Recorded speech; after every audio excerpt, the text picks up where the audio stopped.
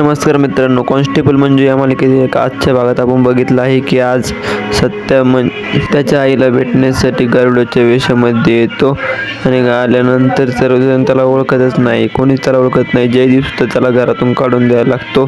तो त्याच्या आईकडे बघत असतो. त्याची आई बेशुद्ध पडलेली असती.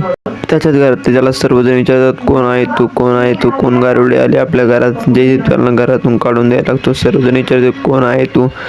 तो म्हणतो, मी सत्य आहे. तरी ते विश्वास करत नाहीये. त्याला घरातून काढून द्यायला लागतात. मग काय, सत्याचा बाप म्हणतो की तो सत्याचा आहे. मग सर्वजण त्याला मग सर्वजण सत्याला ओळखतात. मग तरी पण स्वप्नी म्हणते सोबतचा कोण आहे. तर मग ते म्हणते सोबतचा पप्पी आहे. मग ते पण सर्वजण हसायला लागतात. मग त्या सत्याच्या वडिलाला भेटतो. त्यानंतर टायमात सत्याच्या दारी ठाकूर साहेब आलेले असतात. सत्याच्या घरात ते सगळीकडे पाहणी करत असतात. ठाकूर साहेब सगळीकडे हिंडत असतात आणि ठाकूर साहेबाला ज्याने माहिती सांगितलं तो माणूस सर्वजण अजून माहिती सांगत असतो. सत्य घरातून बाहेर निघतोय. सत्य खिडकीतून बाहेर बघतो. त्याला बाहेर ठाकूर साहेब काही पोलिस दिसतात. मग काय ठाकूर साहेब पोलिसाला खुसपटे साहेबाला सांगतो की भारती मॅडमचा मोरे सराचा मोबाईल घे.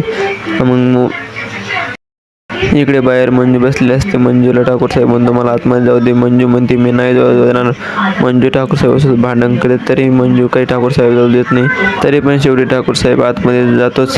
पण नंतर मंजू घराची लाईट बंद करून सत्य ठाकूर साहेबाला हाणतो आणि बाहेर निघून येतो.